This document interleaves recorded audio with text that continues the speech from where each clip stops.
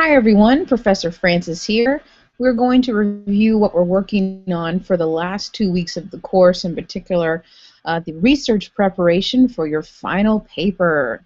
Alright, so we are now beginning, well, on Monday we will begin week 5, and in week 5 from module 8, please review the videos there. Really this is one of them, but there's another video for a little bit of works cited page background for you so you know how to create a works cited page, and I have the link listed for you here as well. What I'm reviewing in this video is the FSCJ library database, and really that's what you're going to be using for your paper. I'll review some Google search strategies that you may find useful in the future, but for this research paper your two sources will come from the library database. So in Module 9, you'll complete the reading quiz that's available for you now in Module 9. And of course, we're going to review the directions of the research paper in this video, and we'll also review the annotated bibliography for the Picking Cotton paper. And just as usual as before, you will complete a peer review and a tutor review of this assignment. And I have them listed here in week 6 for these two, but again, if you finish this earlier than week 6, by all means, that would be great. Notice that your timelines have moved up. Everything is due Friday, June 27th, not on a Sunday. I have to upload grades, final grades on Sunday, so I've got to get everything graded. So keep in mind, it's moved up. The tutor review is due by Wednesday of week 6, and your peer review is due by Friday of week 6, and of course your final paper is due, it's in red, Friday in week 6. So again, you would probably want to start a little bit earlier on this if you can, and just again be aware of the due dates that are a little bit different because we're here at the end of the course. Alright, so let's get started. I'm going to first go over the Picking Cotton paper directions. So let's do that. Let me back up actually for Blackboard. I'm looking at everything from the calendar, which of course you can too.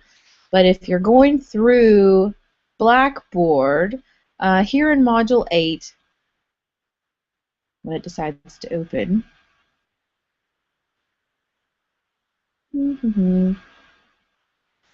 okay. So here in Module 8, it's just a reminder about, connect composition. A lot of you already finished, which is great, so make sure you're wrapping that up if you haven't already. And the video is linked here again, but you can access it to the calendar as well. And the video that I'm speaking of through right now, the link will be here in Module 8. So let me back out and click on Module 9. Here we go. Alright, so in Module 9, here's the link for the Picking Cotton reading quiz. Of course, read the directions before you begin this. You don't want to click begin or keep going before you're ready to begin this quiz. So obviously when you click on it, you'll come to this screen. It lets you know about the time limit. When you click begin, boom, that's when the time starts. You'll see the document to open for the quiz questions, and you'll, upload your, you'll choose your answer from the multiple choice questions from there. So that's the Picking Cotton reading quiz. Here are the research paper directions. When you click on this link, obviously it will open that document. And I went ahead and clicked on this just to remind you when you're ready. Here's the link to submit your paper right here. So Picking Cotton research paper, if you complete, that's where you will submit it. I just kind of clicked over this one because I already have it open here at the bottom. The annotated bibliography for research paper directions, again, it'll open a document of the directions. This link is in your calendar as well. And of course, the annotated bibliography, this is where you will submit it. This is where you will show me proof that you completed the tutor review, right? You'll upload it here, just like you've done for the memory essay and the technology essay. And then, of course, the peer review is the thing that you'll complete in the discussions tab, like you've done for the other two papers. So same process for these two, just like before. Just note that the due dates for these are moved up. That's the only thing that's different. And okay, so I'm going to start here with the Picking Cotton Research Paper directions. When you click on that link, it will open that document for you. Again, you can locate it directly from the calendar as well, either way. Well, let's talk about it. All right, so the Picking Cotton Profiling Research Paper. We have a quote here from Martin Luther King to kind of get you in the zone or focused on the avenue that we're going for this. So as we move through the course, we've been moving through, skill levels that we want you to obtain in ENC 1101. Like with your first paper, your memory essay, you worked on reflecting or just reflecting on a topic, remembering what you've read or reflected on when you worked on the discussion board for the memory essay unit, and then of course for your own memory. And then in the technology essay, we moved up a notch. You were asked to understand the central theme or ideas presented to you in the form of an articles and video presentations. So once we've had practice on that, in this final paper, in the research paper, we're building on your skills of understanding and argument, understanding an argument, and evaluate. Now we are evaluating the theme or the message of a nonfiction memoir, and for our class this semester, it is Picking Cotton. Side note here, if you're interested, if you go to YouTube, and if you type Ronald Cotton and Jennifer Thompson, you will probably see some lectures come up from them when they've done speaking engagements, and they're wonderful. So if you're interested, or if it may help you, go to YouTube and look up Ronald and Jennifer, and you'll see some videos come up of them. It's really great.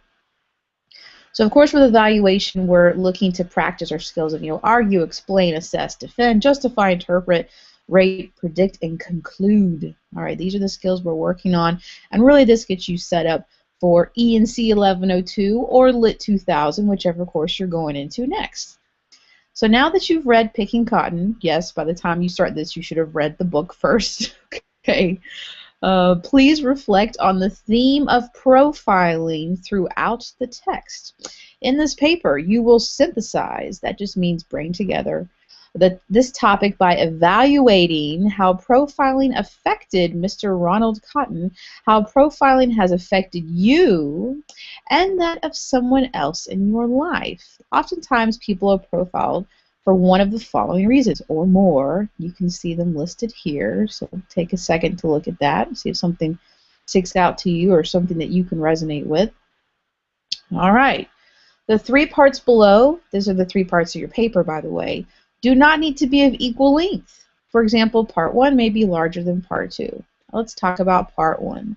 So we're looking at what does it mean to be profiled? How is profiling good and bad? Something to think about there. How do statistics from the media inform us or drive us to preconceived ideas about others? How does our home life drive us to preconceived ideas about others? And how was Cotton profiled as an African-American male in his community? How did the justice system strengthen and or weaken Cotton's criminal profile? And how did Canino, that's Jennifer, strengthen and or weaken Cotton's criminal profile? Was he subject to stereotyping based on race alone? Or were there other factors involved, such as gender and or socioeconomic class? These would be questions that you will be thinking about as you go into part 1. Now, when you're writing part 1, please don't think that you need to go answer this question, answer this question, answer this question. Like you're still writing in an essay format, right? Like part 1 will open with your introductory paragraph for the entire paper, where you will introduce the concept of profiling generally, and then move into introducing the authors and the book and what the book is about. And then you'll go into your thesis for your paper, which is your overall opinion on how profiling has affected Ronald Cotton. Okay? So that's how you'll open that part. All right. So with part, and then I guess with these questions, they're just things to help get you thinking of ways that you can respond to the prompt of what does it mean to be profiled. So I'm not going to go through and check did you answer every single one of these questions. But, I mean, if you do, that's great. That's totally fine. But just let them be a guide to help you know, oh, okay, I should be focusing on these types of topics for the paper. All right, so in part 2, you see, please choose at least 3 items in the list above to discuss ways you may have been profiled in your life. And the list above is the list right here, okay? So obviously, hopefully this one isn't too complicated for you. How are you seen and how do you want to be seen? What strategies do you employ to ensure that people judge you by the content of your character and not by any other factors? I mean, to the best of our ability, right?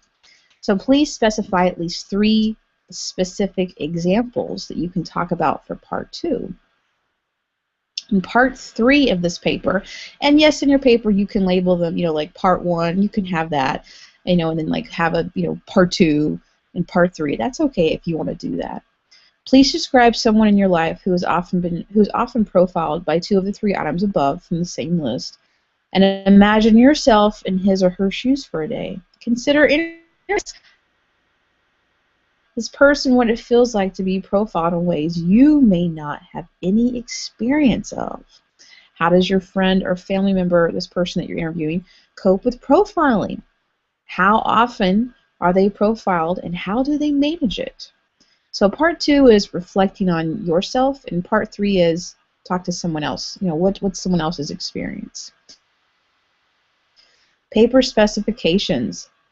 Make sure to cite from the memoir, Picking Cotton, at least 3 times, and cite from one of the following websites at least once. So the FBI, the Justice Coalition, or the Innocence Project. Of course, if you copy-paste this into Google, you'll go right to their website. So choose one. Please cite from one of the following at least once. You can a little bit more. And then please cite from 2 sources you collected from the FSCJ Library database. I'm going to go over that here in just a moment. Use at least 2 quotes per source in your papers. That's 4 quotes total here, okay? Cite from the Martin Luther King Jr. speech, I Have a Dream speech, at least once. You can find a copy of this on Google easily. Please write and provide citations in MLA format and create a works cited page listing your sources as the last page of your paper. Okay? So, all right. What else should I talk about? There's obviously a word count here, and first person is allowed only for part 2 and 3. Like when you say like I experienced, but for part 1, you should not use you, we, or us. Say people, or others, or society, but people works just fine for part 1, okay? Let me talk about these source specifications too. Feel free in part 1, 2, and 3, or maybe you just use them in part 1, or maybe you see a place they could work also in part 2 and 3. You are in control of where these sources are placed, but I'm thinking at the least I should see some quotes for part 1, right? Like definitely part 1. Well, obviously I'm going to see Picking Cotton quotes for part 1, and then it would make sense that there would be other quotes, from these sources that you have to include in part 1 as well. But if you see a way that it makes sense to include quotes in 2 and 3, I'd be really impressed if you could do that. Now, something I want you to also keep in mind, do not let your sources overtake your paper. That will hurt your grade. When we get the Turnitin report back, if you have a percentage that really, if it's above 25%, I start to look at that. If it's in the 30s, I'm like, ooh, that's getting really high. And that's cause for concern. Not that, and keep this in mind too. Turnitin is not number one, like it's gonna catch you for cheating. I don't look at it that way. It's very rare, it's very rare that I receive a paper that is outright plagiarized. It's not as common as people think. What I use Turnitin for is, well, of course, yes, to catch in case a student plagiarizes, but it's rare because, I mean, obviously, it's pretty silly to try that these days. it helps me see how much a student is leaning on the quotes and how much they are quoting, right? And also it helps, like, oh, this part you tried to paraphrase it, but you were still too close to the material. That wasn't really technically a paraphrase. So we're using the Turnitin to kind of help us see, oh, okay, I should have maybe quoted a little bit less here or there. So again, yes, we're quoting for this paper, but don't let them consume your paper and overtake it like a paragraph is just full of quotes and barely any of you talking. When you're quoting from your sources, don't let your quote really go over, 1 or 2 lines. It should be rare if you have a quote that's 3 lines long, and you shouldn't have anything over 4 lines long. But aim for between 1 and 2, that's good. 3 should be rare, 4 should be quite rare, if at all. Okay? You can ask me questions too, of course. All right, so before we even begin this paper, right, we have to collect our sources. This is how you conduct a research paper. You don't just dive in and start writing it. Because it's a research paper, you first have to collect sources. So that's the first thing we're going to do. And to help us do that, we have an assignment called the Annotated Bibliography. Okay? So an annotated bibliography, it's just a list of your sources with your summary under each source. That's what it is. People get so intimidated by this name, annotated bibliography. It's just a list of your sources, and then you tell me under each source how that source is going to be useful for your paper. That's all it is. So don't let this intimidate you. So when you have time, of course, go back and read this just to get a background working knowledge of an annotated bibliography. I have a sample here. We'll go over that in just a second. So again, here you can read this on your own. It really breaks down what a bibliography is, what an annotation is, and there's a difference between summarizing and assessing. You pick which style you'd like. It doesn't matter to me. Let's go to the directions. All right, directions for the annotated bibliography. Again, I have the same sample here. See, I'm really trying to make people look at it, like view this sample, to understand how to format it. We'll look at it together in just a moment. All right, so you're going to put 3 sources on this annotated bibliography, okay? So the 3 sources, one is going to be, one of the websites that you pick, and the other 2 will be sources from the FSCJ library database. On the annotated bibliography, please, you don't need to list Picking Cotton, and you don't have to list the MLK speech on it either. Those will be listed on your Works Cited page, okay? So again, and please read through all of these notes I have here. They're very important. Another thing that an annotated bibliography is used for, if you are looking at other sources that you may use, go ahead and list them on this annotated bibliography. This is very important, everyone.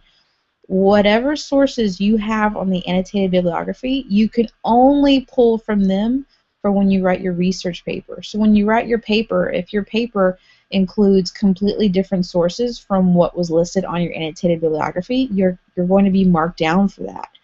The whole point of this annotated bibliography is for me to see, okay, this student has gathered appropriate sources for this paper. They are on the right track. So it's kind of, think of this like your pre-approved list for me, okay? Now, when it's time to write the paper, of course, you'll list Picking Cotton on your Works Cited, the MLK speech on your Works Cited, and your 3 sources. So on your Works Cited page, at least you're going to have 5 sources listed on the Works Cited page. But for the annotated bibliography, I just need to see those 3. The website you pick and the 2 sources from the FSCJ library database. So now it's time to talk about the library database. Let's do that. Let me minimize these 2. And okay, so if you are going to access the library database, you'll go into your connections account, scroll down to the bottom left link, bottom left side. Under college website links, you'll see it here, and it's going to say Library Learning Commons, LLC. I don't have one because I'm not a student, so I don't have access to it from my fake student account, so I have to go through it through my different account. So pretend you're logged in and you're here, If it says your name here, then you're logged in. If it says guest, just maybe refresh the page after you've gone in through connections. All right. So we're here, and this paper is about racial profiling, right? I mean, you could look up prisoners, prison statistics. There's a million search terms, but for the sake of this tutorial, I'm just going to go with racial profiling. So I'm going to type this in. Did I spell it right? I think I did. Okay, I just can't see. All right, click search. So I'm showing you how to use the library database right now. Okay, so once you can see this list of 13,000 options, which is an insane amount, right? And there's books and ebooks. Well, you're welcome to use a book or an ebook, but I know we're on a pretty short time frame, so maybe you just want an article, right? So check this out. See where it says limit to? I'm going to choose articles, and then I'll click search again. And even though, of course, this is still a very, very large amount of articles, my goodness, right? You only need 2 for this paper, and there's 7,000 here. So you could keep going to make this even more specific. Like you could click on Advanced Search. Right here, this is your friend, Advanced Search. And then racial profiling, I could put another word here, let's say prisons. Or prison. You could also do like minorities. You could change keyword to subject. So let's see. I'll change this one to subject. So play around with keyword and subject too. Let's see what happens here. Sometimes we get 0, and that's okay. We'll just go back and edit your terms. Okay, I still got some stuff. So racial profiling, prison. Remember, I did change this to subject. That will alter what I get. If I left this as keyword, this would be different. If I change this to subject, my results would be different. So, play around with that, see what you like. Obviously, there's tons of stuff here that I could go through as well. Let me show you one other thing to do with the library database. So that was us, we got lucky. It doesn't always, we're very lucky. We had tons of stuff, right? We just clicked right here. We searched. We got some great things. We went to advanced search. We still got plenty of options. I want to show you something else. I clicked on databases A to Z. And since this is a paper that's on the, related to the criminal justice system, I'm going to go to where I think there would be criminal justice databases. So here's one. I mean, there's a few. I'm going to click on crime and punishment, excuse me, in America.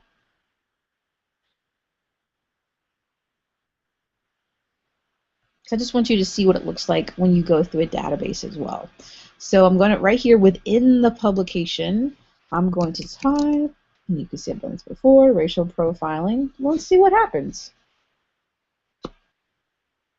So it shows us, yes, it did find something, race and ethnicity, crime and punishment. Okay, I'm going to click on this link. All right, and then obviously from here I could scroll down and go through this information to see if there's anything here. I mean, what a great image, you could insert in your paper if you wanted for a dramatic effect. Race in U.S. legal history. I mean, it just keeps going and going and going. So this would be a fantastic source. Let me show you another option. All right, I'm going to get rid of this one. So we clicked on Crime and Punishment in America. Now let's click on Criminal Justice. I'm just trying another database. And again, the skills I'm showing you now for this paper and how we're searching for stuff for this paper, this is what I want you to take these skills with you, okay? As you are going to be writing research papers in other classes, your professors are going to assume you know how to do this. Like in my Lit 2000 class, in my ENC 1102 class, I'm assuming the students coming to me already know how to search the database. All right, so here's a different one. I want to show you something. All right, so it's a different one. I typed racial profiling, and we're going to search. Now sometimes it may come up as 0 or no results, and right here it's still like, well, do you want this or that? We need some more information. I mean, you could click on this and keep going. When you are going to something on the home page and it just gives you nothing, click on Advanced Search when you're in a database. And then the same thing we did before. Like you could type, again, racial profiling, prison. And again, I could change keyword to search to subject if I wanted to. Even look document type. I mean, you can really make these things specific. And now we have even, and look, 7. I like it when it's a lot shorter. You know, so I've seen something like 7,000. That feels overwhelming. So I only got a list of 7 here. All right, so hopefully that was helpful. I showed you how you can either go straight to, let me see, can I go back? Go back to link web. Whoops.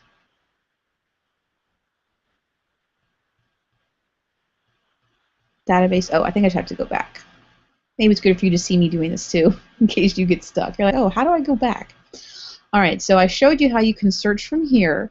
And again, this isn't always perfect. Students think, I don't need to go here. This will search everything. Well, not really. To an extent, yes, this feels like a Google search through the databases. It won't necessarily always give you everything and anything. I've noticed sometimes I've had better luck going to the databases and searching the way that I just showed you. So maybe try both to see, you know, which one you like better on finding sources. Okay? So before we close this out, I did want to pull up the sample annotated. There we go. So this is what I have linked in that document. Now this is an annotated bibliography for another paper from a class of mine, okay? This isn't, obviously this is a different book. This is about a book on the Holocaust. So, but you're not doing that one. So this is the sample of how an annotated bibliography should look. So here is the title. See, I even have notes on the side. This is the student's title. Notice that it's very specific. So they said Survivor's Guilt, Art Spiegelman, this is the author of the book, Art Spiegelman's rat race to escape the shadow of his father in Mouse. My father bleeds history. So what you can see here that's in italics, this was the title of the book. Okay? And this is kind of, this Survivor's Guilt, this will be the student's theme of their paper. So for this annotated bibliography, you should have up here what your working title will be for your paper. So maybe, you know, it'll say something like racial profiling, Cotton's fill in the blank, you know, struggles in picking cotton, or however you want to say that, right? So remember, the title for your paper should be specific. It should let me, the title alone should let me know what the focus is going to be of your paper. Okay. And you should have this information here. Everything you see here, I'm expecting to see in your submission. This should be centered, your title should be centered, and annotated bibliography should be underneath it. Your sources should be in alphabetical order. They should be properly indented, like here's the first source, the second and third line of the source was indented in. If you need help doing this, there's a quick trick. There's a few ways you can do this, but if you have your cursor in front of the line you want to indent, click return and then tab. Really fast though, like return tab, and it'll push stuff over. There's other ways you can do it too. And so this is the student's annotation. This one is okay. It's not, again, this is a student sample. It's all right. I'd rather the student say, tell me here how the source is going to help the student's paper topic. You know, like how is this source going to further what you're going to express in your paper. So again, this one it's okay. It's not a great annotation, but at least you get to see the structure. And notice the annotation is indented. See right here? So and this is in line. So please look at this, you see, oh, okay, this is how it looks. And of course you get to see how some of the citations are as well. Again, it's a student sample, so there might be some little errors, but for the most part, it should be a pretty decent sample. So this is how it looks, okay? Now let me also show you what a works cited will look like for the last page of your paper. And I get a weird thing that happens sometimes. Students will submit this work cited as a separate document, or they'll email me and say, oh, I submitted my paper and I can't now submit my work cited. I'm like, why are you doing that? Just make this the last page of your paper, right? Don't make this a whole other document. That's weird. It's just the last page of your paper. So it will say works cited. This should be centered. The list of your sources, again, will be in alphabetical order. And notice the works cited, it's, of course, the annotations are not listed on this because it's just the citations of your works used in your paper. So, of course, on this, you'll have picking cotton, the MLK speech that you use, and your 3 sources, the website and the 2 FSCJ library database articles. Okay? Now, I did promise you one last thing I won't forget. You won't really be using this for this paper, but I just wanted to show you this trick for the future. If you have a class that allows you, like, well, in my 11.0, oops, I can't type. I need another W. Look at that. In my 11.02 or in lit classes, I allow them, all right, you can use a reputable website and the library database. So let me show you how to do that. Let's say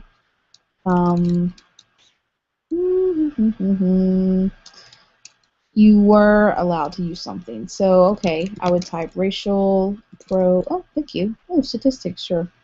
You could do that in the database too. So I do this in Google, and I get all kinds of stuff, right? Sometimes Google's going to give you great things. Sometimes it's going to be something crazy or some random blog or something, there are little words you can't trust. Well, use advanced search in Google. So I'm in Chrome. This might look different for you based on what web browser you're using, but find the gear symbol over here. Click on advanced search, and then scroll down. Look how cool this is, everybody. Type .edu for just education, like college or university sites. Boom. Every source will be from a college or university. How cool is that? But guess what else you can do? Let's say you just want to search a newspaper that's online. Okay, so type NewYorkTimes.com. Don't forget this period right here. This little guy, don't forget that. How cool is that? So let's say I just do NewYorkTimes.com. I could have left it as .edu as well. And check this out too, file type. You can search for PowerPoints on Google by using this. Anyway, New York Times, advanced search, and then you can see how it looks up here as well. You can just, from this page really, if you wanted, you could just keep changing this after the colon to whatever you wanted it to search, .edu, whatever. And check this out. Every source is from the New York Times. Isn't that cool? Anyway, I just wanted to show you that quick little, Google tip you can use in a future class. Again, you're not doing this for the picking cotton paper. I already gave you the 3 websites you could choose from this one. All right, so we looked at a sample works cited page. We looked at the sample annotated bibliography and talked about it. We showed you how to use the library database. And, oh, for formatting your sources, you do have some information in the library of your Connect composition. You can go to the library and go straight to the MLA things. You can also use, and use these with caution, easybib.com. You can, of course, use MLA, and you can go in and it can help you format your sources. Also, citationmachine.net. Go to the MLA, and you can plug in your, I think Citation Machine, I like it a little bit better. You can plug in your information here. But be warned, they're not always perfect, okay? So you do need to double check them, make sure everything looks right. Excuse me. And then in the Purdue, here's another website. If you just Google Purdue OWL writing or MLA, Purdue OWL MLA, boom, you'll come up to this. Check this out if you don't already use it. Look at this. Formatting and style guide, in-text citations, the basics, formatting quotations. Check this out. Look how to, format a book, an article, periodicals, all an MLA sample paper, an MLA sample works cited page. My goodness, right? All kinds of great stuff here for MLA sample works cited page. And also, everyone, don't be scared to use YouTube. Type into YouTube how to include a quote or how to incorporate a signal phrase or a quote for a paper. So let me know if you need help with quoting from a source, whatnot. But again, there is a just insane amount of information on how to incorporate quotes. You can use YouTube for walkthroughs on that, and Google as well. There's just so much out there. All right. Okay, so that is all I have for now, and just check in with me if you have questions or need a walkthrough on anything like that. And that's all we have for now. I hope we touched on everything. Okay, everyone, I hope that was helpful. Take care, and talk to you soon.